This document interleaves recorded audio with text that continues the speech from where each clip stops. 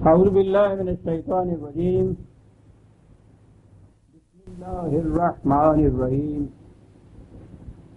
عزیزان من، آج جولائی 1977 کی 15 تاریخ ہے اور درس قرآن کریم کا آغاز سورہ المومنون کی آیت 57 سے ہو رہا ہے، 2-3-5-7۔ آپ کو یاد ہے کہ مسلسل موضوع یہ چلا آ رہا تھا کہ دین کا مقصد تمام نوع انسان کو ایک عالمگیر برادری کے رشتے میں منسلک کر دینا ہے۔ ان کے اختلافات، اشتراکات، ان کو جو مختلف خامخواہ انسانیت ساز معیاروں کے مطابق مختلف ٹکڑوں میں تقسیم کر دیا گیا ہے، ان کو مٹا کر ان کو پھر سے عالمگیر برادری بنائی جائے۔ اور آخر میں یہ تھا فَقَطَّعُوا أَمْرَهُمْ۔ انبیاء کرام تو یہی تعلیم دے کے جاتے تھے، لیکن اس کے بعد ان کے نام لیواؤں کی کیفیت یہ تھی کہ بجائے اس کے کہ یہ ان اختلافات کی لکیروں کو مٹاتے، خود اپنے اندر ہی اختلافات پیدا کر لیتے تھے۔ تو اس طرح سے ہر دین لانے والے کے بعد ان اختلافات میں اور اضافہ ہو جاتا تھا، اور اس کا انجام پھر قرآن نے بتایا کہ کیا ہوتا تھا۔ اب اس کے برعکس دوسرا گروہ سامنے لایا ہے قرآن، اور یہ یاد رکھیے کہ قرآن کی روح سے تو پوری نو انسانی دو ہی گروہوں کے اندر تقسیم ہوتی ہے۔ ایک گروہ وہ ہے کہ جو خدا کے دیے ہوئے ان قوانین اور اصولوں کی صداقت پر یقین رکھتا ہے اور ان کے مطابق آگے عمل کرتا ہے، خواہ وہ دنیا کے کسی حصے میں ہو، کسی ملک میں ہو، کسی نسل سے ہو، کوئی زبان بولتا ہو، وجہ اشتراک ان سب میں یہ ایمان ہے جسے آپ کہتے ہیں۔ اور اس کے برعکس تمام وہ انسان کے جو ان سے انکار کرتے ہوں، جسے عربی زبان میں کفر کہا جاتا ہے۔ تو پوری انسانیت ان دو ٹکڑوں میں تقسیم ہوتی ہے، دو ہی گروہ ہیں۔ قرآن نے کہا ہے کہ ہم نے انسانوں کو پیدا کیا اور وہ دو گروہوں میں بٹ گئے۔ ایک گروہ وہ تھا جو ان قوانین کی صداقت کو صحیح تسلیم کرتا، دوسرا وہ ہے جو ان سے انکار کرتا ہے۔ اور اسی کا نام ہماری سیاست میں دو قومی نظریہ ہے۔ یہ اس کا تعلق ہندوستان کی سیاست سے نہیں ہے، یہ صرف پاکستان بنانے کے لیے ایک چیز اختیار نہیں کی گئی تھی، یہ قرآن کا بنیادی اصول ہے۔ وہ پوری نو انسانی کو انہی دو ٹکڑوں میں تقسیم کرتا ہے، وہ کسی اور تقسیم کو تسلیم ہی نہیں کرتا۔ تو پہلا گروہ وہ تھا جنہوں نے پھر وہ کہتا ہے کہ ٹکڑے ٹکڑے کر دیا، دین کو بھی ٹکڑے ٹکڑے کر دیا۔ اور اس کے برعکس دوسرا گروہ وہ ہے کہ جو اس قسم کے طرز عمل کے نتائج سے خائف رہتا تھا۔ ابھی میں لفظ ادا کرتا ہوں، ان الذین هم من خشیۃ ربهم مشفقون۔ دوسری طرف وہ لوگ ہیں، اب اس قسم کے الفاظ جو خدا کے متعلق قرآن میں آتے ہیں، خوف اور خشیت اور خضوع، ترجمہ ان کا کیا جاتا ہے کہ وہ لوگ جو اپنے خدا کے، مثلا اسی آیت کا ترجمہ آپ کسی قرآن کی مترجم قرآن شریف میں دیکھ لیجئے گا، وہاں لکھا ہوگا جو لوگ اپنے رب کے خوف سے ڈرتے رہتے ہیں۔ اور یہ ایک ایسی چیز ہے جس کے لیے نہ کسی تشریح کی ضرورت ہے نہ کسی توضیح کی۔ وہ خدا کا خوف، خدا کا ڈر جو ہے وہ تو ایک ایسا مسلمہ ہے ہمارے ہاں کہ بچپن سے شروع کرتے ہیں ہم یہ تعلیم دینا بچوں کو، اور ساری عمر ہر چیز خدا کا خوف، ڈر، خدا ڈر۔ اور ڈر وہ چیز ہے کہ جس کو نکالنے کے لیے، جس دل میں سے جس احساس کو دور کرنے کے لیے خدا نے اپنی اس وحی کو بھیجا۔ اس نے کہا یہ تھا کہ فَمَن تَبِعَ هُدَايَ فَلَا خَوْفٌ عَلَيْهِمْ وَلَا هُمْ يَحْزَنُونَ۔ پہلی چیز جو نو انسانی سے کہی گئی وہ یہ کہ جو بھی ان قوانین کی اطاعت کرے گا، اتباع کرے گا، ان کے پیچھے پیچھے چلے گا، اس کا نتیجہ یہ ہوگا کہ اسے کسی قسم کا خوف یا غم نہیں ہوگا. خوف ہی نہیں، غم، ملال، پریشانی، اندوہ، حزن. نہ خوف ہوگا نہ حزن ہوگا. یہ ایک عظیم چیز ہے جو قرآن نے بیان کی ہے.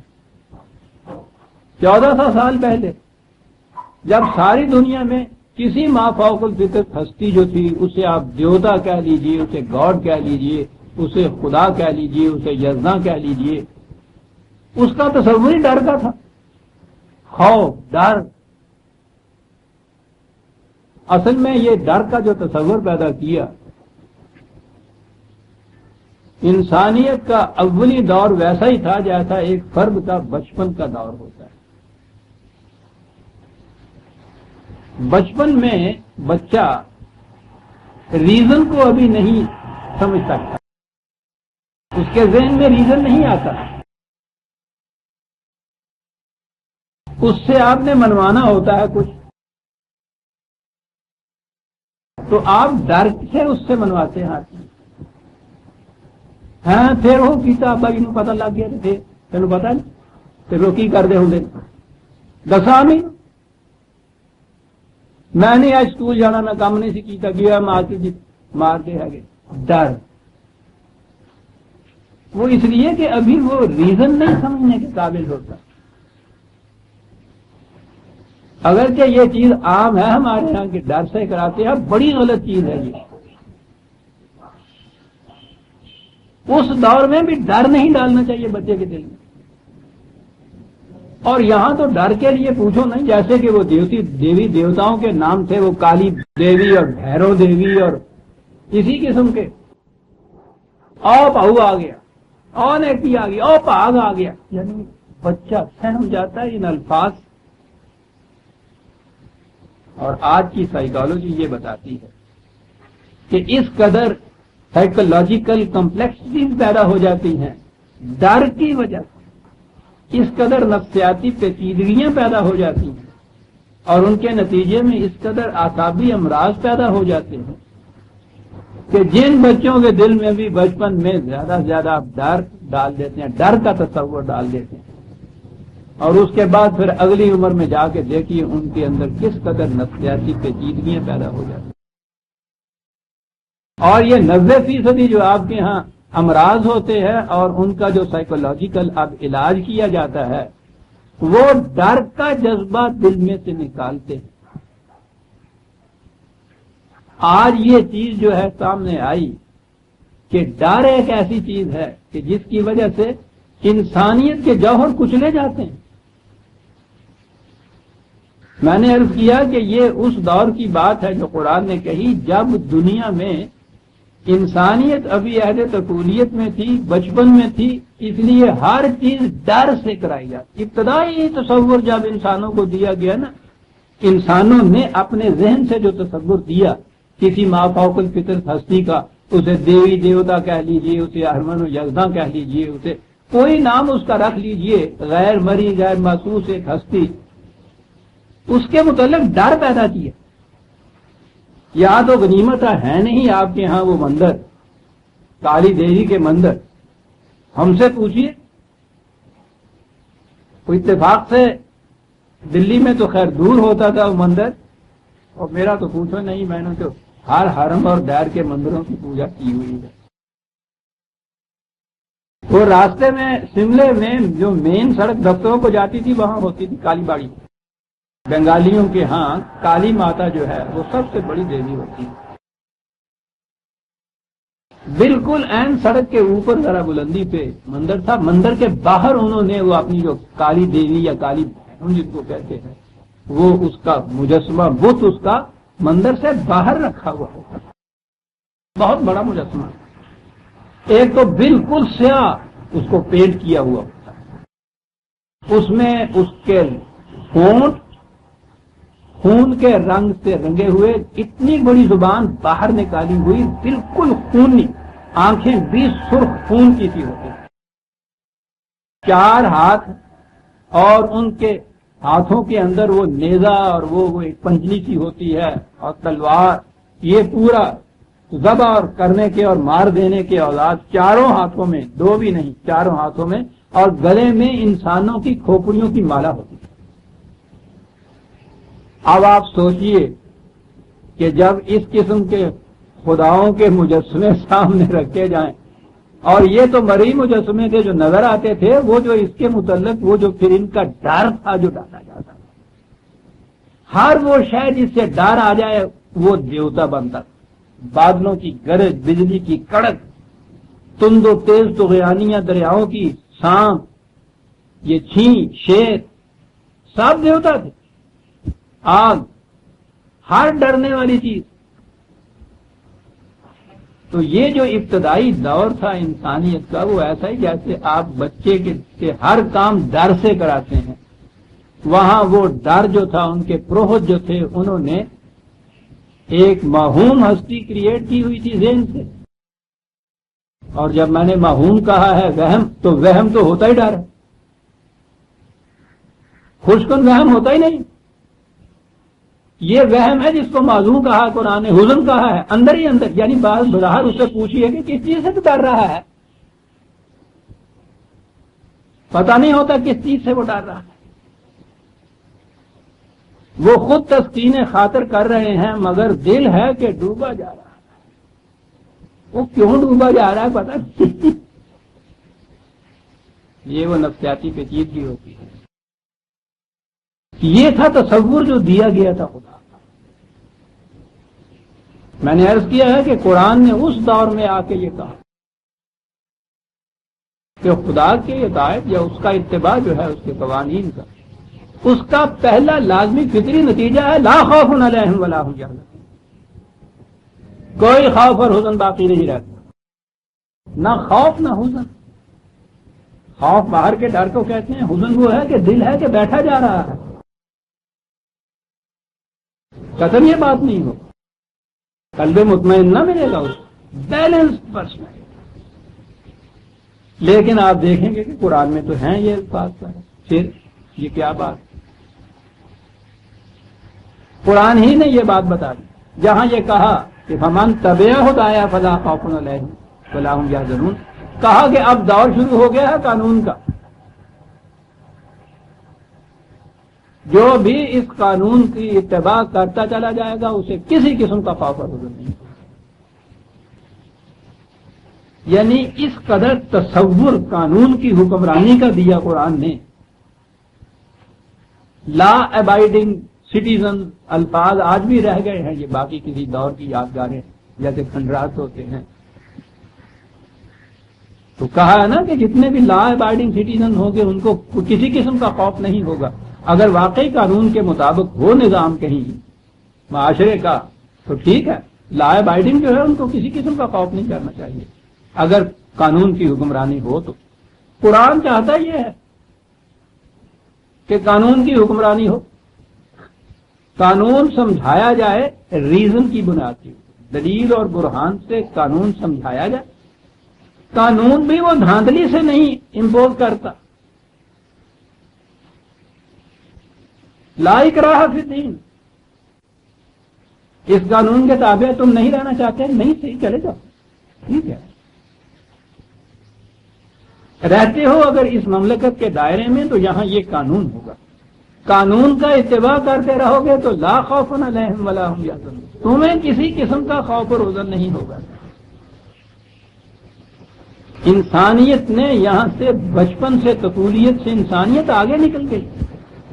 بچہ جوان ہو چکا تھا، جوان بچے اس کو آپ ڈرا کے کام نہیں اس سے لے سکتے، سرکش ہو جاتا ہے، یا تو وہ کچلا ہی جاتا ہے۔ دیکھا ہے کسی بڑے بچے کو جو کچلا ہوا ہو گھر کے خوف کا اور ڈر کے مارے، کیا کیفیت اس کی ہوتی، سارے جوہر انسانیت اس کے جل کے راکھ ہو چکے ہوتے، یا پھر وہ سرکش ہو جاتا ہے۔ تو قرآن اس دور میں آیا جب اس نے انسانیت کو کہا کہ اس کا عہد اتفاق شروع ہوتا ہے۔ اب بچپن والے جو ہمارے ہاں کے طریقہ کار تھے وہ سب غلط تھے۔ اس نے کہا یہ کہ جو بھی قانون کا اتباع کرے گا اسے ڈرنے کی، اس کے لیے ڈرنے کی کوئی وجہ نہیں، بہت بڑی چیز۔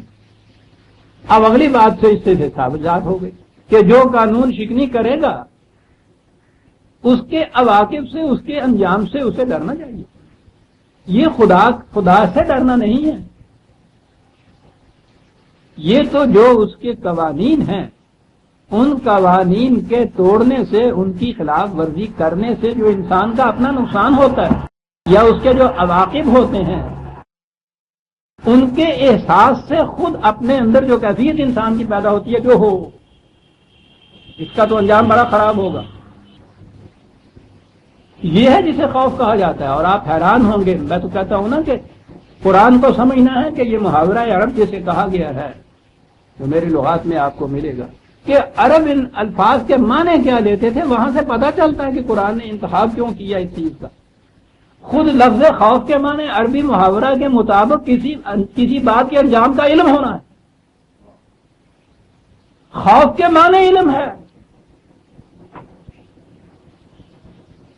کیا بات ہے اس زبان کی اور کیا بات ہے اس قرآن کی. ٹھیک ہے آپ نے مصری یا وہ چینی سمجھ کے سینکیا پھانک لیا، علم نہیں تھا، آپ کے دل میں کوئی خوف نہیں پیدا ہوگا. یوں ہی کسی نے کہا کہ وہ سینکیا تھا، آپ دیکھیے اس کے بعد کیا کہتی ہے، علم ہو گیا نا اس کے متعلق. یہ جو اس طرح کیفیت پیدا ہوتی تھی عرب اسے خوف کہتے تھے. یہ جو چیز ہے کہ قوانین اس نے دے دی، کہا کہ یہ میں علی وجہ بصیرت سمجھاتا ہوں، ادعو الی اللہ علی بصیرت. یعنی قانون بھی یہ نہیں کہ اس کی علت غائی نہ بتائی ہو، دی وائی آف اٹ نہ بتایا ہو اور قانون نافذ کر دیا ہو. قانون سے پہلے یہ سمجھایا کہ یہ ایک ایسا قانون کیوں بنایا گیا ہے، اور اس کے بعد اس سے کہا کہ اگر اس کی قانون کی خلاف ورزی، قانون کے مطابق چلو گے تو یہ نتائج ہوں گے، خلاف ورزی کرو گے تو یہ ہو جائے گا. اور اس کے بعد یہ کہا کہ فمن شاء فلیؤمن فمن شاء فلیکفر، جس کا جی چاہا ان قوانین کو مان کے ان کے تابع بس زندگی بسر کرنے والے معاشرے کے اندر رہے، جس کا جی چاہتا نہیں جی چاہتا وہ جائے دوسرے معاشرے. لیکن جب اس معاشرے کے اندر آپ نے ایمان لا کے، اس کو ایمان کہتے ہیں، اس معاشرے کے اندر رہنے کا فیصلہ کر لیا ہے، تو پھر قانون شکنی کے جو نقصان دہ نتائج ہیں ان سے تم بچ نہیں سکتے.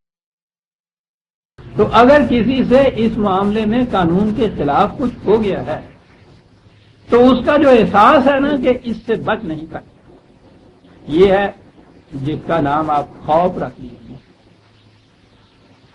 یہ انسانی معاشرہ جو ہے اس کے اندر اس کی کمزوری اور سکم اس میں یہ ہے کہ خلاف ورزی کرنے سے بھی انسان پھر سوچتا یہ ہے کہ اس کے عواقب سے بچوں کس طرح سے، کیونکہ نظام عدل ہمارے ہاں کمزور ہوتا ہے، اس میں اسکام ہوتے ہیں، نقائص ہوتے ہیں. اس لیے قانون شکنی کرنے کے بعد خیال اس طرف جاتا ہے کہ اب کیا کیا جائے کہ جس سے میں اس کے عواقب سے بچ جاؤں، یہاں کے نظام سے بچ سکتا ہے. اگلی بات ہے اصل میں کہ جہاں سے جسے آپ کہیں گے کہ یہ اس کے نتائج سے خوف پیدا ہوتا ہے، وہ یہ بات ہے کہ میں اس کے نتائج سے بچ نہیں سکتا.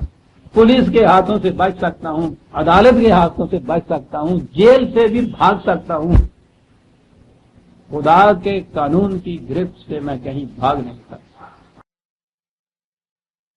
یہ جو احساس ہے کسے کہتے ہیں؟ ایمان بالآخرت، خدا کے قانون مکافات عمل پر یہ ایمان کے اس سے مفر ہے نہیں، میں بھاگ کے کہیں جا نہیں سکتا. وہ تو لفظ ہی عجیب لاتا ہے. جیل سے دیوار توڑ کے بھاگا ہوا مجرم جو ہے وہ تھانوں سے، جیل سے، عدالتوں سے، سپاہیوں سے دور دور بھاگتا ہے کہ ان کی نگاہ نہ مجھ پہ پڑ جائے. ہمیشہ اس کا یہ کام. قرآن یہ کہتا ہے کہ یہ عجیب چیز ہے، یہ ہمارا جو قانون مکافات عمل ہے کہ تم اپنے ذہن میں اس سے دور بھاگنے کے لیے جو قدم اٹھاؤ گے، تمہارا ہر قدم وہ ہوگا جو اس کی طرف لے کے آئے گا. تم انا للہ و انا الیہ راجعون، وہ یہ بات ہے. تم اپنے ذہن میں سمجھتے ہو کہ میں بھاگ کے دور جا رہا ہوں، تمہیں پتہ نہیں ہے تم نے راستہ کھو دیا ہے. جس راستے پہ جا کے سراپٹ بھاگ کے چلے جا رہے ہو نا کہ میں دور جا رہا ہوں، تمہارا ہر قدم اسی طرف جا رہا ہے، آگے جاؤ گے تو تھانہ نظر آ جائے گا تمہیں، بہت زیادہ بھاگ کے نہیں کہیں جا سکتے۔ اب یہ سوچ لیجئے کہ قانون کی خلاف ورزی کا جو نتیجہ ہے اس کا علم ہو گیا۔ دوسرا علم یہ ہے کہ بھاگ کے کہیں جا نہیں سکتے، یہ تو سامنے آئے، اس سے جو کیفیت پیدا ہوگی آپ کی، وہ خدا کا ڈر نہیں ہے، وہ تو اپنے کیے ہوئے کا جو نتیجہ نکل رہا ہے جس سے مفر نہیں ہے، یہ وہ احساس ہے۔ اگلی چیز اس نے پھر یہی کہہ دی کہ ٹھیک ہے، بھاگ کے دور جو جا رہے ہو یہاں سے، فیصلہ کیوں نہیں کر لیتے کہ بھاگ کے کہیں نہیں جا سکتا، خود ہی آ جاؤ، جھکی ہوئی نگاہوں سے، خمیدہ گردن سے، قطرات ندامت کے، قطرات اشک پیشانی کے اوپر، اور آ کے یہ کہہ دے ربنا انسینا اخطأنا، مجھ سے بھول ہو گئی، غلطی ہو گئی، علم نہیں تھا اس وقت جب میں نے یہ کیا، اب مجھے اس کا علم ہے۔ میں وعدہ کرتا ہوں کہ جو اس سے میرا نقصان ہوا ہے، اس غلطی سے، اس کی تلافی بھی میں کروں گا اور آئندہ کے لیے محتاط بھی رہوں گا۔ میں نے کہا ٹھیک ہے، قرآن میں یہ ہے کہ تم بتاؤ تو صحیح کہ تمہیں عذاب دے کے خدا کو خوش ہوتا ہے؟ وہ سیڈسٹک تو نہیں ہے اس کی زندگی میں کہ کسی کو اذیت دے کے وہ خوش ہوتا، سوال ہی نہیں۔ تم نے اپنا نقصان کیا، اس کی تلافی کا احساس اگر بیدار ہوا، تلافی کرو جاؤ گے، ہمارا تو نہ پہلے تم نے کچھ بگاڑا تھا نہ اسے کچھ بگاڑا۔ یہ ہے جی قانون جزا و سزا قرآن کی روح سے، اور یہ ہے وہ خوف جس کو ہم کہتے ہیں۔ میں نے پھر عرض کیا کہ یہ خدا کا خوف، اس کو خدا کا خوف نہیں کہنا چاہیے۔ قانون خداوندی سے سرکشی برتنے کے جو نتائج ہیں ان کے احساس اور علم کا نام ہے جسے آپ خوف کہتے ہیں۔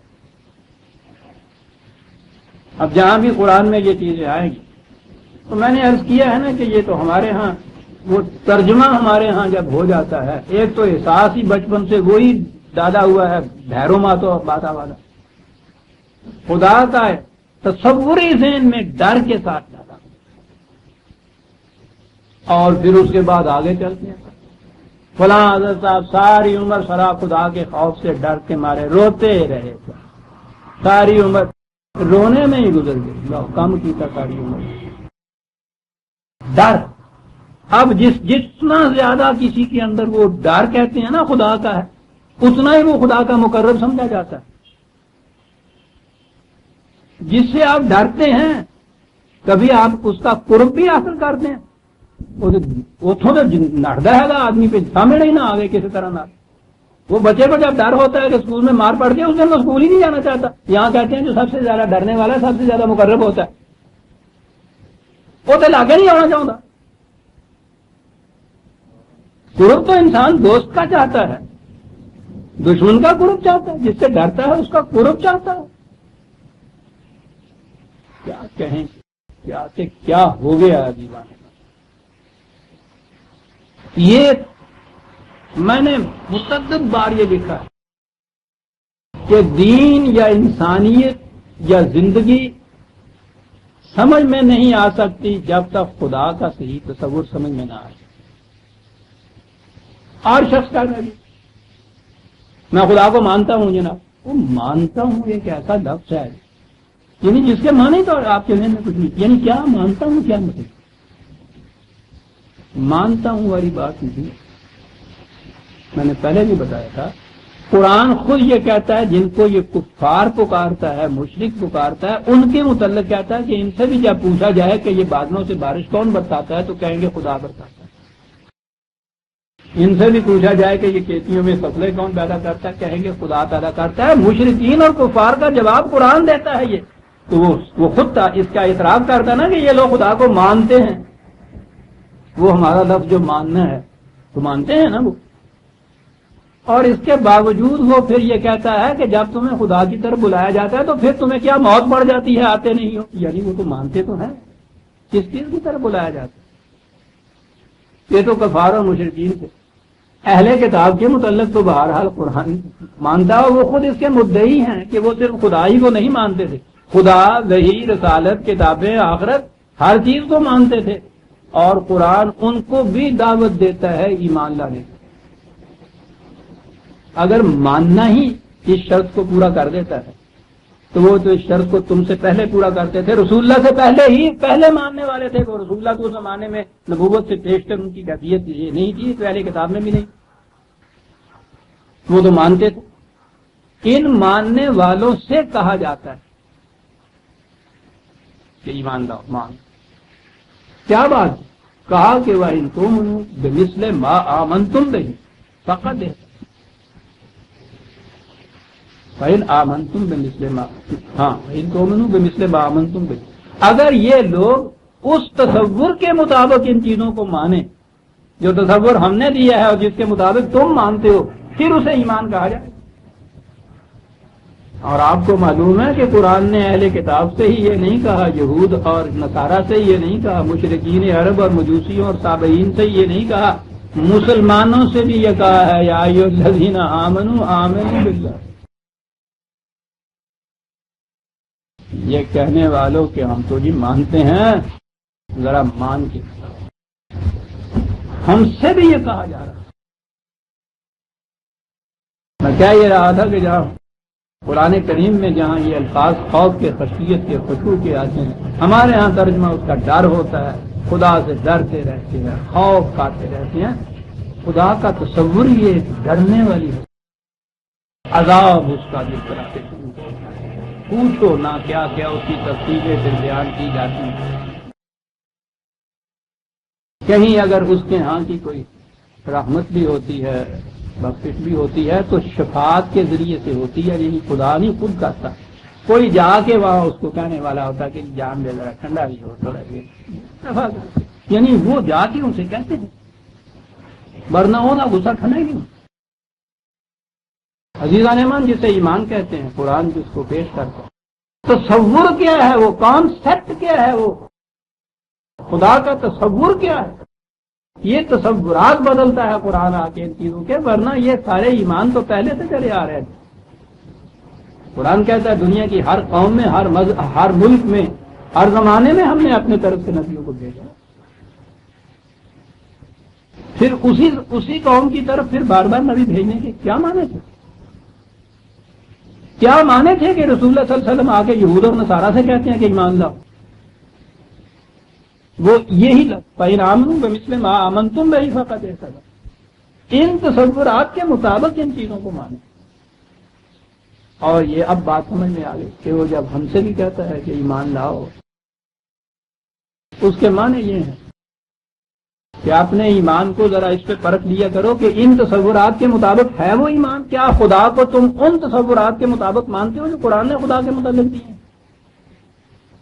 یا وہ تصور جو ذہن انسانی کے پیدا کردہ مروت چلے آ رہے تھے تم بھی ویسا ہی مانتے ہو؟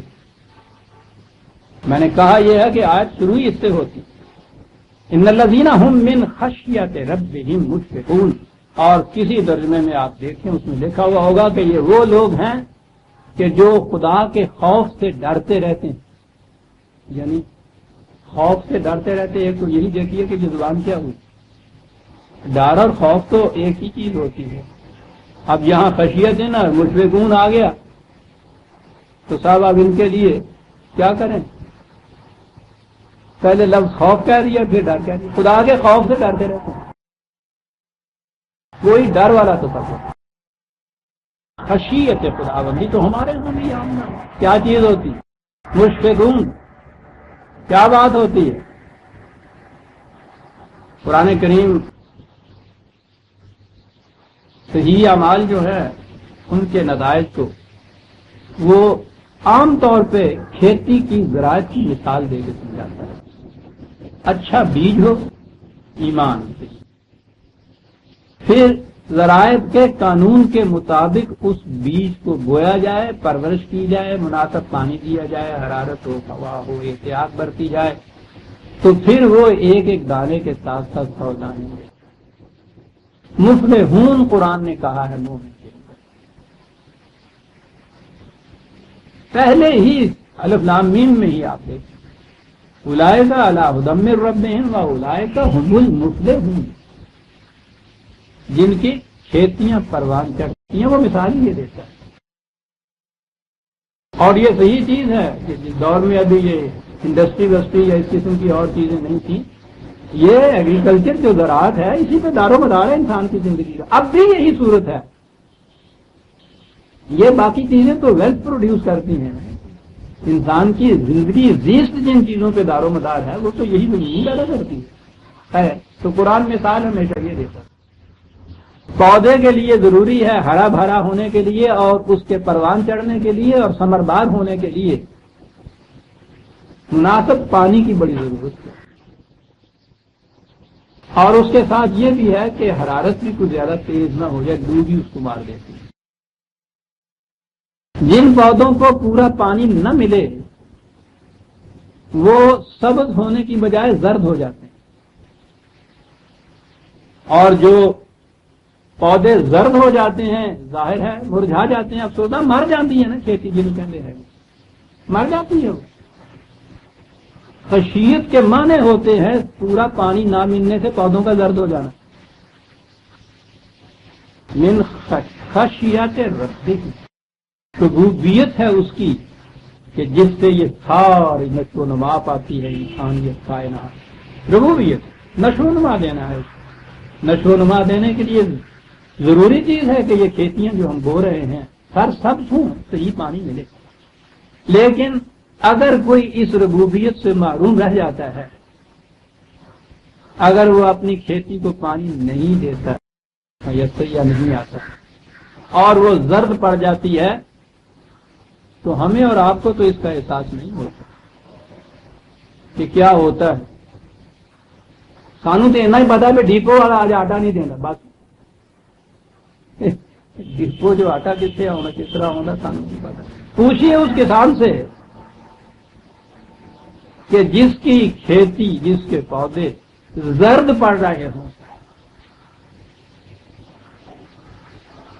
اور اس کے بعد یہ کہ اب کیا بنے گا.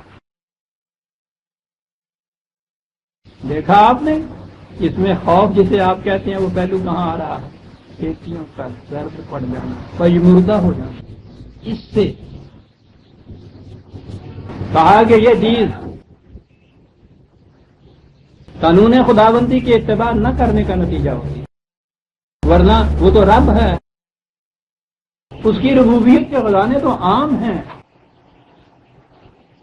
کہیں تمہاری کوشش میں کوئی فرق آیا ہے، کوئی نقص پیدا ہوا ہے جس کی وجہ سے یہ پورا پانی نہیں ملا تمہاری کھیتی، اس لیے یہ زرد ہو گیا. اگر اس قانون کے سامنے تم جھکتے اس کا اتباع کرتے ہو نہیں سکتا تھا. وہ تو رب ہے. دیکھیے درمیان میں رب کا لفظ درمیان میں آیا ہے. وہ تو رب ہے، اس نے تمہاری کھیتیوں کو پژمردہ کیوں کرنا تھا؟ کیا ہوا ہے؟ تم نے سرکشی برتی. مشفقون، کیا بات ہے. آپ حیران ہوں گے کہ شفق ہے نا اس کا معنی. ذہن نہیں ہمارا جا رہا کہ ہوتا کیا ہے. سورج نصف النہار پہ جب ہو مئی جون کی گرمی اور سر کے اوپر سورج، اس وقت تو سورج کی تپش اور حرارت اور سرکشی اور روز تروں ہم ملازہ فرمائیے تھا، کوئی مقابلہ نہیں اس کا کرتا. انتہا ہے سرکشی کی، حرارت کی بھی انتہا ہوتی. آہستہ آہستہ پھر وہ جھکنا شروع ہوتا ہے.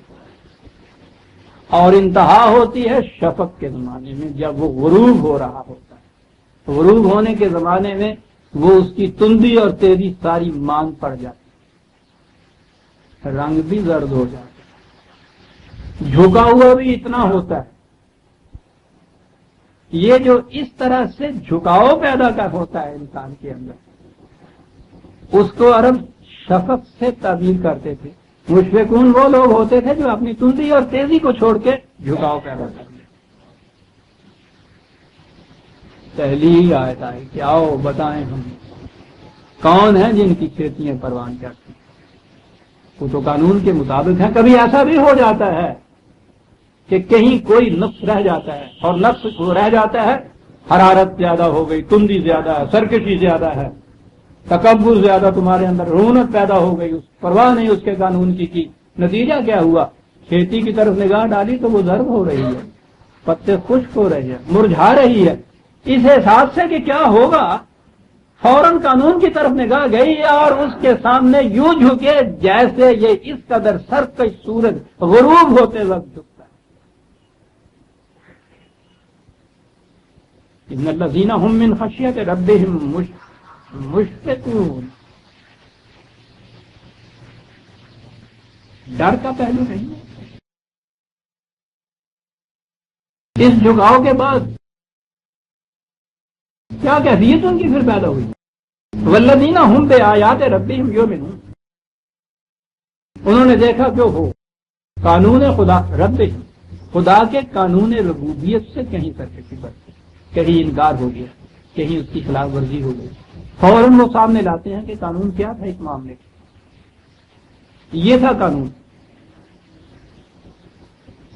فوراً وہ جا کے دیکھتے کہ موقع کا منہ بند ہو گیا، اس واسطے پانی نہیں ملے، وہ رجوع کرتے ہیں پھر انہی قوانین کی صداقت کی طرف پہ ہم پھر جہاں ہیں۔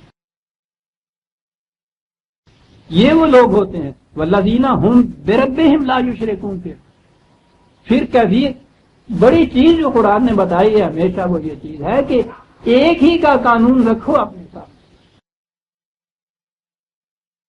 اس سے شفا ہو۔ یہ نہ کرو کہ ایلوپیتھک والے ڈاکٹر یہاں سے تو نسخہ لے آؤ اور ساتھ اس کے ہومیوپیتھک کی گولیاں بھی ملا کے پھانکتے جاؤ اور پیچھے سے معجون مرکب کھاؤ۔ آپ پاکستان کے پرامن شہری رہنا چاہتے ہیں، قانون کا اتباع کرنا چاہتے ہیں، ٹھیک ہے جی، موٹر کا لائسنس تو لے لیا پاکستان کے قانون کے مطابق، اور سڑک پہ چلے امریکہ کے قانون کے مطابق، کی پوری رائٹ اسے کہتے ہیں کہ یہاں تو پورے کا پورا وہ نظام اور وہ قانون ماننا پڑے، قانون کی ہر شک ماننی پڑے۔ اگر یہاں کیپ ٹو دی لیفٹ نہیں رکھنا تو امریکہ چلے جائے گی، ٹھیک ہے۔ یہاں جب تک آپ نے رہنا ہے یہاں تو پھر یہاں کے قوانین ہی کو ماننا ہوگا، ان میں دوسرے قانون کو شریک نہیں کر سکتے۔ یہ بجائے خیش ایک بغاوت ہوتی، یعنی یہ تو آپ کہیں گے کہ ہم نے قانون کا اتباع کیا، سوال یہ ہے کہ کس کے قانون کا اتباع کیا؟ اور ایک مملکت میں تو اسی ایک مملکت کا قانون جو ہے اسی کا اتباع کرنا ہوگا۔ جب آپ خدا کی مملکت میں رہتے ہیں تو پھر تو صرف خدا کے قوانین کو ماننا ہوگا۔ یہاں آمیزش جو ہے یہی نہیں کہ وہ صحیح نتیجہ نہیں پیدا کرتی، بڑی نقصان دہ چیز ہوتی۔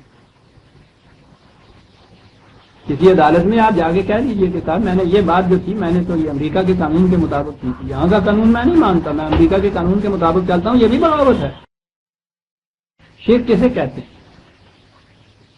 لا یشرکون، یہ نہیں کرتے۔ والذین یؤتون ما آتوا وقلوبهم وجلة انہم الی ربہم راجعون، کہا پھر عمل کیفیت یہ ہے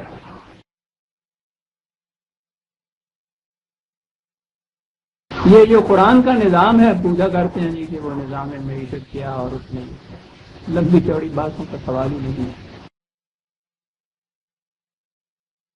وہ تو دو فکروں میں بات ساری کر جاتا ہے کہ انسان کی جسم کی نشو و نما ہوتی ہے ہر اس چیز سے جس کے لیے وہ خود لیتا ہے خود کھاتا ہے، اور انسان کی ذات کی نشو و نما ہوتی ہے ہر اس چیز سے جو وہ دوسرے کو دیتا ہے۔ جسم کی نشو و نما بھی ضروری ہے، اس کے لیے کھانا پینا ضروری ہے، لیکن یہ پہلا کانسیپٹ ہے جی زندگی قرآن کا، ایمان کا، زندگی کے متعلق پہلا کانسیپٹ یہ خدا پر ایمان سے بھی پہلے کی بات ہے. یہ کانسیپٹ مانے گا تو اگلی بات آگے چلے گی. اگر یہی نہیں مانتا تو آگے کچھ نہیں چل سکتا. زندگی اگر صرف یہ طبعی زندگی انسان کے جسم کی زندگی ہے تو اس میں پھر خدا، رسول، وحی، رسالت کچھ آتی نہیں ہے. پھر طبعی قوانین ہوتے ہیں، زیادہ سے زیادہ سوسائٹی کے قوانین، مملکت کے قوانین. اس میں نہیں خدا وغیرہ آتا. یہی سیکولر نظام ہے. سیکولر نظام لائف یا زندگی کے اس کانسیپٹ کا پیدا کرتا ہے، یا یہ کانسیپٹ ہی سیکولر نظام ہے. اور دوسرا کانسیپٹ لائف کا یہ ہے کہ جسم تو ہے ہی، لیکن اس کے سوا ایک اور شے بھی ہے جسے انسان کی ذات کہتے ہیں، اور وہ ہے کہ جس پر انسانی اعمال کے نتائج مرتب ہوتے ہیں اور اس میں مرنے کے بعد بھی آگے چلتا ہے. یہ دوسرا کانسیپٹ ہو گیا لائف کا. اب یہ کانسیپٹ ساتھ آئے گا تو اب ضرورت پڑے گی آپ کو ان قوانین کی جن سے انسان کی ذات کی نشو و نما ہوتی ہے. یہ وحی کے ذریعے ملتے ہیں. جسم کی پرورش کے قوانین وحی کے ذریعے نہیں ملتے، یہ وحی کے ذریعے ملتے ہیں. اب وحی خدا کی دی ہوئی، یعنی خدا کے قوانین. اب خدا پہ ایمان کی ضرورت پڑی. وحی رسولوں پہ آتی تھی، رسولوں کے ماننے کی ضرورت پڑی. وحی اس کتاب میں ہے، اس کتاب کے ماننے کی ضرورت پڑی. اور اس کا نتیجہ یہ ہوگا کہ یہ زندگی کی جو جوئے رواں ہیں آگے چلے گی اپنے نتائج کو لے کے. اسے مقافات عمل یا حیات آخرت کہتے ہیں. اس سے آخرت پر ایمان کی ضرورت پڑی. اس تصور کے مطابق زندگی کے یہ تصور چھوڑ دیجیے اور کہیے کہ زندگی اسی زندگی دنیا کی زندگی ہے، ان میں سے کسی چیز کی ضرورت نہیں پڑتی. تو یہ جو زندگی کا کانسیپٹ ہے کہ انسانی جسم کے علاوہ ایک اور شے بھی ہے جسے انسانی ذات کہتے ہیں، اور اس کی نشو و نما مقصود ہے. وہ نشو و نما ہوتی ہے ہر اس چیز سے جو آپ دوسروں کی نشو و نما کے لیے دیتے ہیں. اللہ سے یؤتی مالہ یتزکا. یہ وہ لوگ ہوتے ہیں کہ جو اپنی ذات کی نشو و نما کے لیے اپنا مال دیتے ہیں دوسروں کو.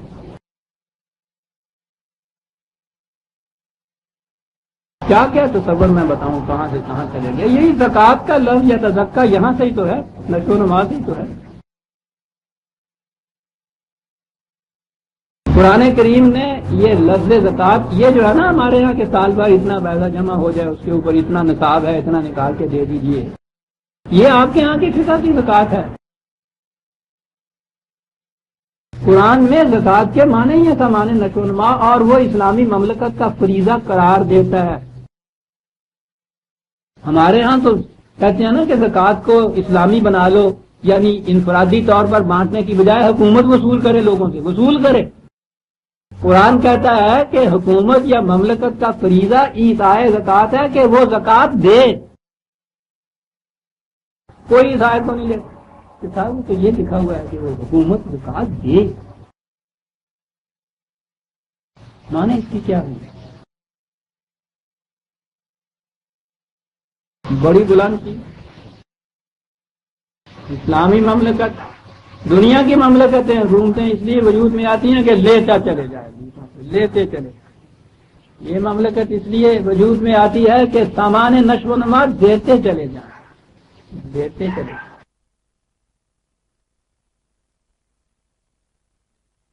یہ ہے کہ صاحب یہ ڈیوز نہیں دیتے، انہوں نے انکم ٹیکس نہیں دیا، یہ پلان ٹیکس نہیں دیا، اور وہ بٹھاؤ اور انکوائریاں کرو اور یہ کچھ کرو. وہ کیا چیز ہے؟ دیتا نہیں انسان کچھ. کہتا یہ وہ لوگ ہیں کہ دینے سے ان کے دل کی کشاد ایسی ہوتی ہے تم اندازہ نہیں لگا.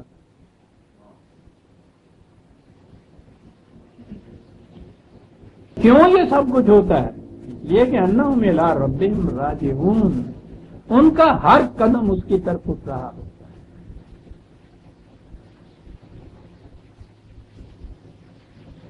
اولئک یسارعون فی الخیرات وہم لہا سابقون.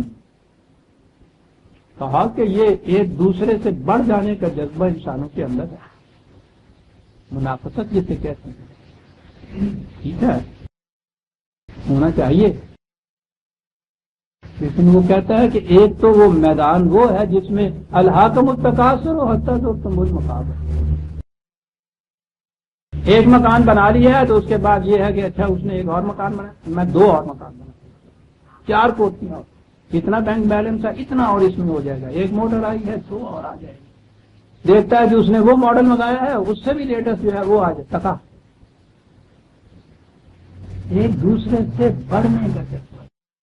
وہ کہا یہ ٹھیک ہے، یہ ہے ہونا چاہیے، انسان کی صحیح کاوش یہی ہے، کمپٹیشن سے بھی آگے بڑھتی ہے، مقابلہ۔ کہتا ہے ہم تمہیں مقام اور میدان اور بتا دیتے ہیں، جذبہ تمہارا وہاں سیٹسفائی ہو جائے گا۔ یہ سارا کچھ لینے کے اندر ایک دوسرے سے مسابقت چاہتے ہیں، اس سے زیادہ لینا، اس سے زیادہ لینا۔ تم دینے کے اندر ایک دوسرے سے مسابقت کرتے ہو، بڑھنا ہی ہے نا ایک دوسرے سے۔ کس میدان میں بڑھ؟ جو سارے ہوں نا فی الخیرات وہم لہا سابقون، سبقت لے جانا چاہتے ہو نا دوسروں سے، یہ جو کام ہے ان کے اندر سبقت لے کے جاؤ۔ جو سارے ہوں ریس، یعنی یہ معنی دوڑ کے ہوتے ہیں اس کے اندر، جسے آج ہم ریس کہتے ہیں نا، موٹر ریس ہوا کرتی ہے، ٹھیک ہے تیزی سے بھاگنا چاہتے ہو بھاگو، میدان دوسرا ہم تمہیں دیتے ہیں۔ اور اگلی چیز یہ کہ وَلَا نُكَلِّفُ نَفْسًا إِلَّا وُسْعَهَا، یہ الفاظ، یہ ٹکڑا قرآن کریم میں متعدد مقامات پر آتا ہے، عام ترجمہ اس کا یہی کیا جاتا ہے، وَلَا نُكَلِّفُ نَفْسًا یا لَا نُكَلِّفُ نَفْسًا إِلَّا وُسْعَهَا، خدا کسی کو اس کی وسعت سے زیادہ مکلف نہیں ٹھہراتا، یعنی کسی پہ کوئی ذمہ داری اس کی وسعت سے زیادہ نہیں ٹھہراتا۔ یہ جو اس کا ترجمہ یوں کیا جاتا ہے، اس کا نتیجہ تو کیا ہوتا ہے؟ تو گئی کچھ اور بھی دے بیٹے نہیں، میں تو نہیں جو گایا، خود طے کر لیتا ہے اپنی وسعت کو اور مطمئن ہو جاتا ہے صاحب اس سے زیادہ سر خدا نے خود کہا ہے لا نکلف نفس الا وسعها، اس کی وسعت سے زیادہ ہم اس کے اوپر باری نہیں ڈالتے، کوئی ذمہ داری نہیں آتی، تو میں نے کہتا ہوں میری اتنی وسعت ہے، اس سے زیادہ کیسے؟ خدا بھی نہیں اس سے زیادہ تو مانگتا، یعنی وسعت ہم اپنی آپ متعین کر لیتے ہیں، تو سیدھی سی بات ہے نا، تو ٹھیک ہے جی یہ نہیں وسعت ہے، یہ نہیں وسعت ہے، اس سے زیادہ تو ہے نہیں، اور یہ آیت آگے تک بات تو کچھ اور ہی، یہ دیے جانے کی بظاہر نظر آتا ہے نا کہ یہ تو واقعی بہت بڑی ذمہ داریاں فریضہ عائد کر رہا ہے خدا، پابندیاں عائد کر رہا ہے کہ اس قسم کا مال لو، یہ رزق حلال لو، رزق حرام نہ لو، حلال میں سے طیب لو، طیب میں سے دوسروں کو زیادہ سے زیادہ دو، پابندی پہ پابندی، پابندی پہ پابندی۔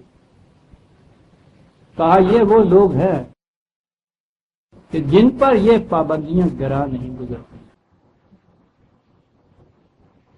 کہا یہ جانتے ہیں، اور وہ مثال ہے اس کی کہ جب کبھی کسی نہر کی رفتار سست ہونے لگتی ہے تو اس کے آگے ٹھوک کر ایک بنا دیتا ہے، فال اس کو کہتے ہیں۔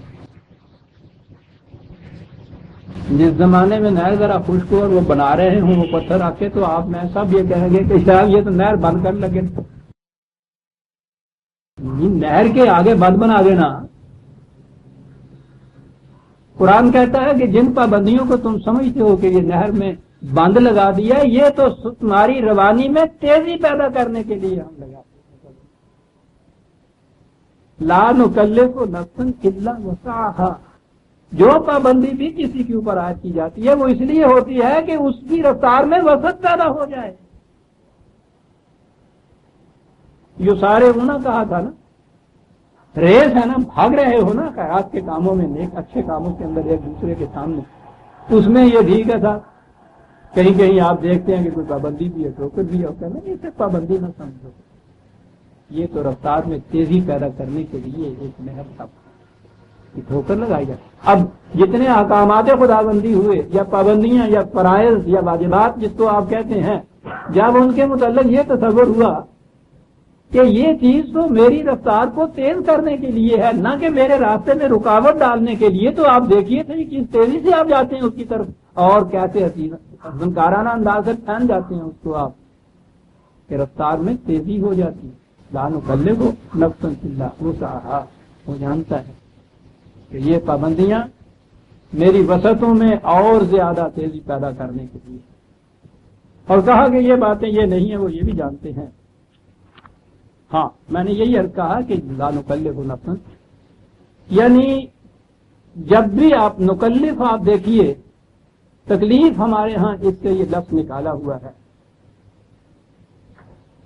تکلیف دینا کسی کو تو آپ جانتے ہیں خواہ خدا ہی کی طرف سے کیوں نہ ہوتا، وہ تکلیف دیتا ہے کسی کو،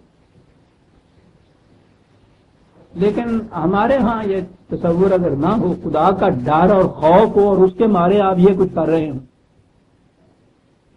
کہ صبح ہی اس نے ذات تہجد کے لیے بھی کہا ہے، پھر اس کے بعد تہجد نہیں تو بہرحال 4 بجے ہی رات کے آغاز ہو رہی ہے، سردیوں کا موسم ہے، ٹھنڈا پانی ہے، اس سے وضو کر رہے ہیں، نہانا بھی ہوتا ہے، ابھی سوئے تھے، ابھی پھر اس کے بعد جاگ اٹھے ہیں، رات کو عشاء بھی ہے، شادیاں ہیں، سارا دن کا روزہ ہے، پھر یہ دینا بھی ہے۔ یعنی آپ دیکھتے ہیں کہ یہ اگر یہ خوف اور ڈر سے ہو تو یہ تو ہر چیز آپ کو آپ دیکھتے ہیں کہ کس قدر تکلیف دینے والی مشقتیں ہیں نا، اس کا ترجمہ مشقت دیا جاتا ہے، مشقتوں میں وہ ڈال رہا ہے۔ یہ ہے تو شعر ذرا اور ریاض کے شعر میں شوخی ہوا کرتی ہے تو شوخی کی بات بڑی پتہ کی کیا ہے، انہی میں سے کسی کو دیکھا نا، کہہ رہے مر رہے ہیں نجات کے غم میں، ایسی جنت گئی جنت۔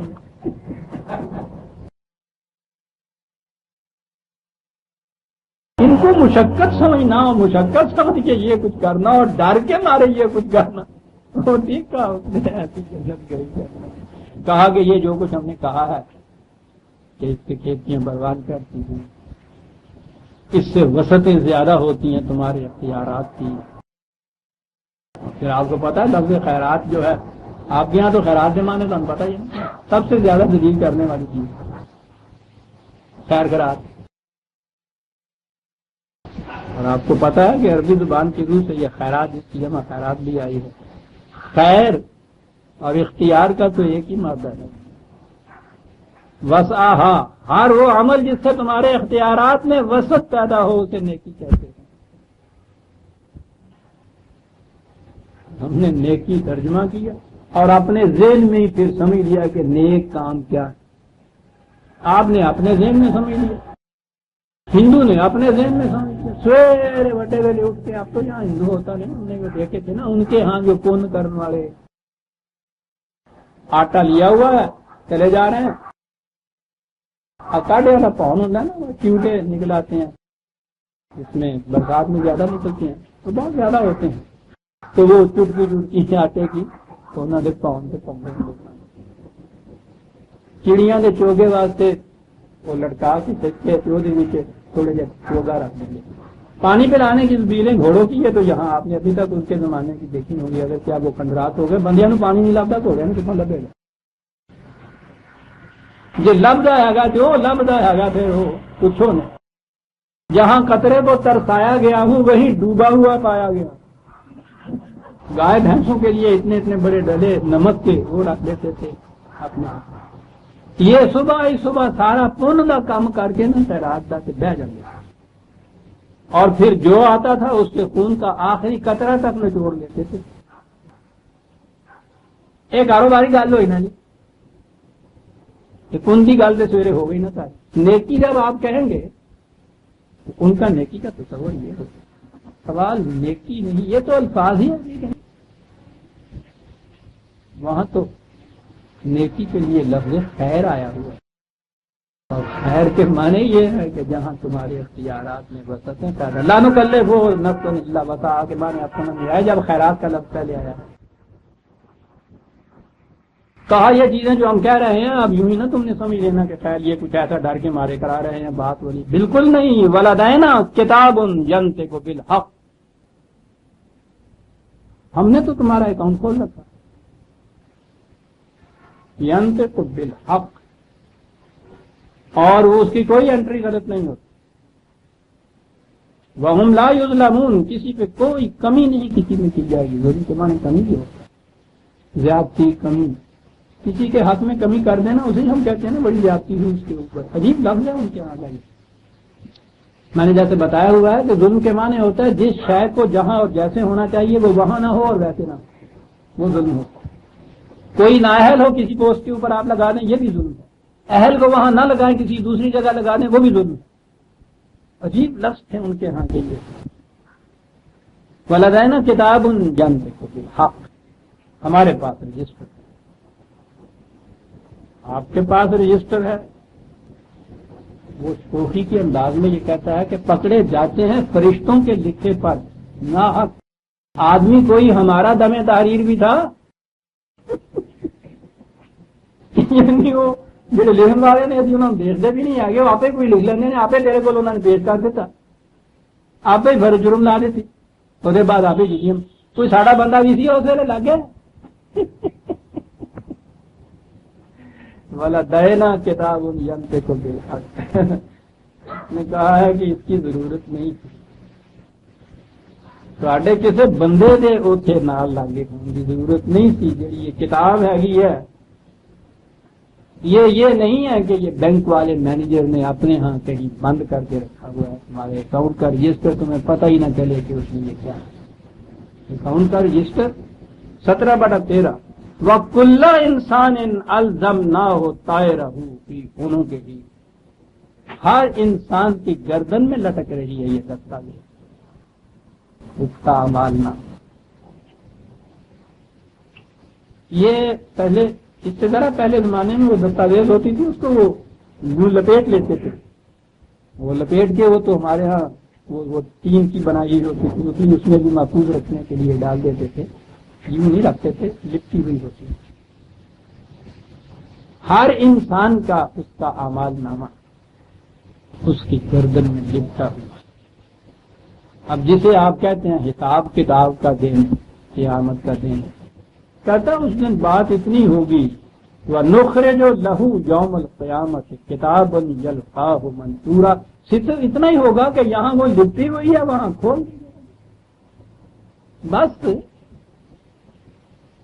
اور کھولنے کے بعد کیا کہا جائے گا؟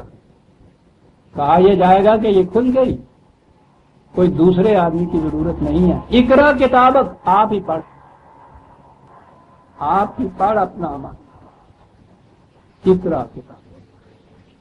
اچھا جی پڑھ دیا میں نے یہ سارا کچھ، دیکھ لیا ادھر اور ادھر ڈیبٹ اور کریڈٹ میں کیا چیز ہے، پھر اس کے بعد کوئی چارٹرڈ اکاؤنٹنٹ آئے گا کہ جو آگے بتائے گا کہ صاحب اس میں کتنا نفع ہوا یا نقصان ہوا، کہنے لگے اس کی ضرورت نہیں ہے، کفا بنفسک الیوم علیک حسیبا، آپ یہ حساب کر اپنا لکھا ہوا جو گردن میں لپٹائے ہوئے پھر رہا تھا اس کو ہم نے کھول کے تمہارے سامنے رکھ دیا ہے، بھائی اتنا ہی، پھر تم سے خود کہا ہے کہ پڑھ دو، اور تمہیں سے کہا ہے کہ حساب اپنا آپ ہی کر لو۔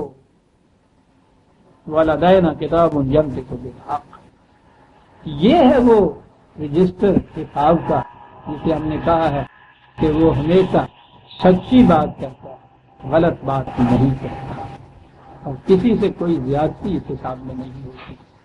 آپ اپنا حساب لکھا ہوا خود ہی اس کو پڑھے، خود ہی حساب کرے۔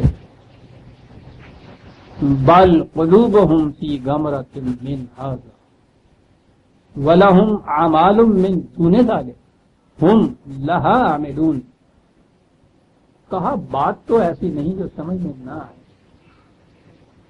لیکن تیرا ہی جینا چاہے تو باتیں ہزار ہیں، یہ خود ہی ان تاریکیوں کے اندر ڈوبے ہوئے رہنا چاہتے ہیں، اور اسی لیے یہ جو کچھ بھی کرتے ہیں یہ اس کے خلاف کرتے ہیں جو کچھ ان سے کہا جاتا ہے، کیے چلے جاتے ہیں، سمجھتے ہیں کہ کوئی پوچھنے والا نہیں۔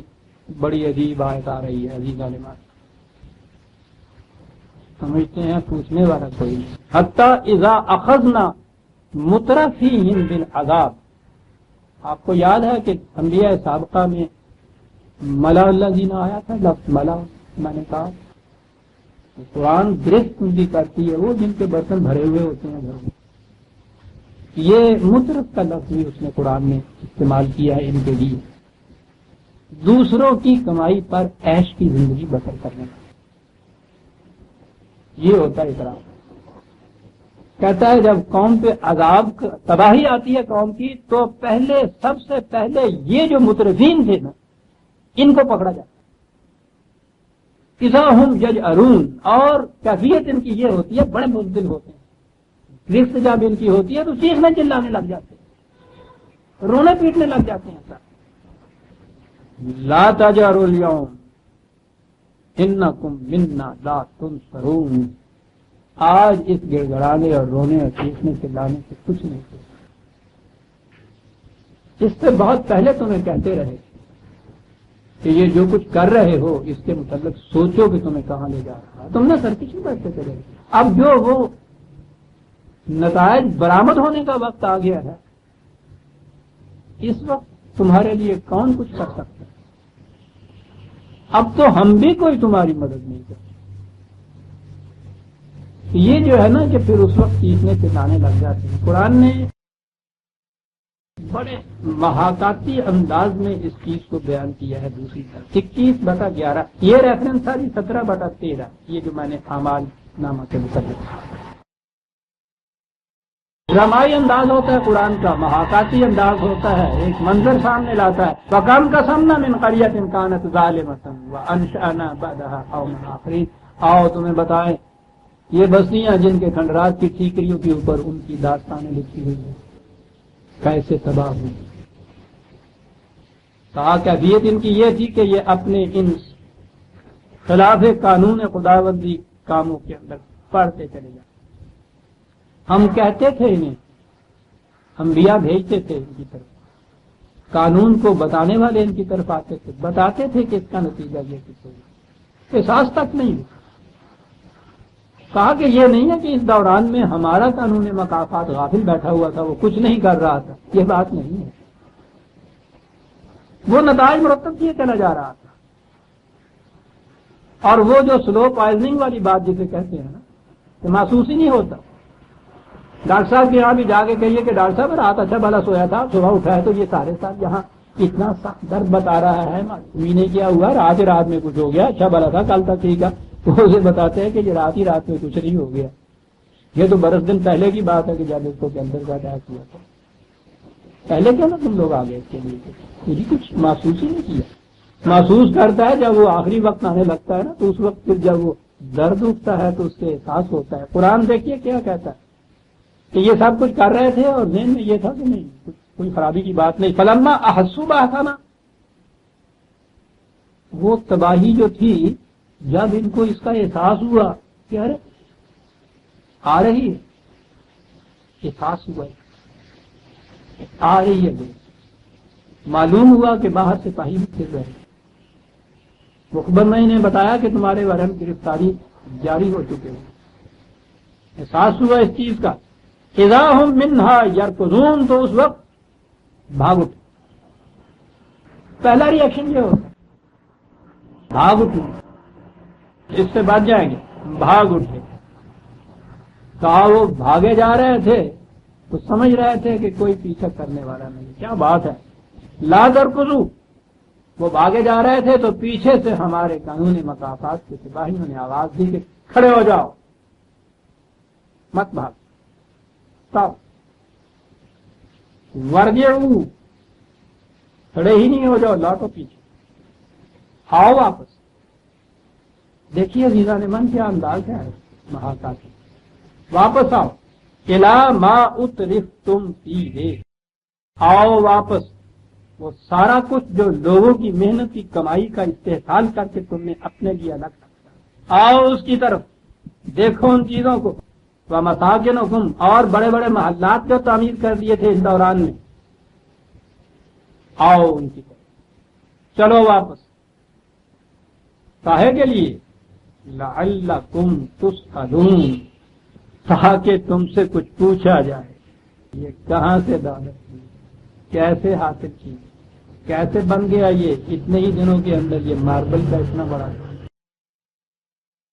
تمہارے پاس تو کرایہ دینے کے لیے بھی مکان کا نہیں ہوتا، لعلکم تسألون، اور سارا راز اس میں ہے عزیزان، پوچھا جائے۔ یہ جس قدر یہ نشہ اقتدار میں بدمستیاں کرتی یہ ہے، ذہن میں ہوتا ہے ہمیں پوچھنے والا کوئی نہیں، ورنہ جہاں یہ احساس ہو نا پوچھنے والا، یہ آج کی اصطلاح میں اس کو اکاؤنٹیبلٹی کہتے ہیں، پوچھنے والا کوئی نہیں، یہ تو جو نیچے ہوتے ہیں آپ کے یہاں کے ان کے متعلق تو یہ ہوتا ہے کہ ہاں صاحب انہوں نے اپنا اکاؤنٹ رینڈر کرنا ہے، اس کے پاس responsible to so and so, وہ جو الفاظ ہمارے ہاں ہے. یہ نظام ہمارے ہاں کا اس وقت دنیا ساری کا نظام، اس میں ایک مقام ایسا یہ رکھ لیتے ہیں اکاؤنٹیبل ٹو نن، وہ مسئول نہیں ہوتا، اس سے کوئی نہیں پوچھ سکتا، اسے کہتے ہیں ساورن اتھارٹی. ساورنٹی کی ڈیفینیشن یہ ہے جی اکاؤنٹیبل ٹو نن. تو کہیں جا کے رکھا صحیح، اوپر سے اوپر ہی صحیح، اس نظام کے اندر یہ چیز تو وہ رکھ لیتے ہیں اکاؤنٹیبل ٹو نن. لیکن دیکھیے قرآن کریم اس معاملے میں کیا ہے. یہی جس آیت میں یہ 21/11 13 تھی یہ آیت جو میں نے ابھی کی، لعلکم تسألون، تاکہ تم سے یہ پوچھا جائے.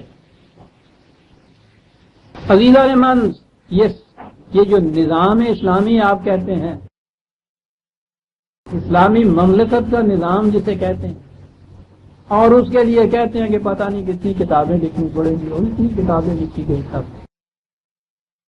ایک آیت کے 4 لفظوں کے اندر اس نے یہ بتا دیا کہ جسے آپ نظام اسلامی کہتے ہیں، حکومت کا نظام، وہ ہوتا کیا ہے. یہاں کہا تھا نا کہ آؤ تاکہ تم سے پوچھا جائے اکاؤنٹیبلٹی، یہ کیسے ہوا. اسی آیت میں ذرا، اسی صورت میں ذرا آگے چل کے وہ کہتا ہے 21/23 ہے اب اس کی ریفرنس، اور بڑی اہم ہے.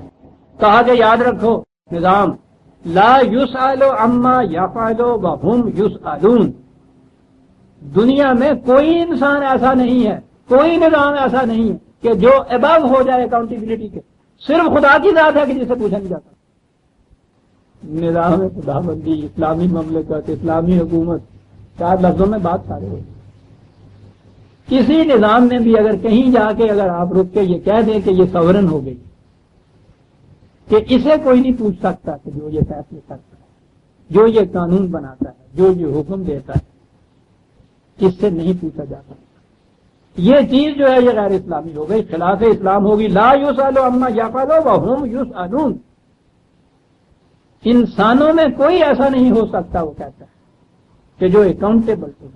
یہ بات صرف خدا کے لیے، لا یسأل عما یفعل، وہ اکاؤنٹیبل تو نہیں جسے کہتے ہیں. وہ جو لفظ آپ کے یہاں آیا ہوا تھا کہ ساورنٹی بلانگ ٹو اللہ، لیکن وہ ان دی یونیورس انہوں نے کہا کہ باہر کی دنیا کے اندر چھت سے لے کے آسمان تک وہ جو بڑے بھائی کو دے رہا تھا، چھوٹے بھائی کو، کہ کائنات کے اندر ساورنٹی جو ہے نا وہ خدا کی. اور ہماری دنیا میں وہ تو آپ جانتے ہیں کہ صاحب مملکت کو ساورن ہونا چاہیے. لا یسأل عما یفعل وهم یسألون. اور وهم یسألون کے متعلق کہا کہ تم جو کچھ کرتے تھے اس وقت ذہن میں یہ تھا کہ ہم اس مقام کے اوپر ہے اکاؤنٹیبل ٹو نن.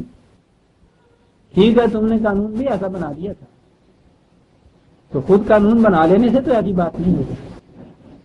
یہ کرنا ہے تو ٹھیک ہے، سیکولر نظام ایک ہوتا ہے دنیا میں، وہ ہوتا ہی ہے.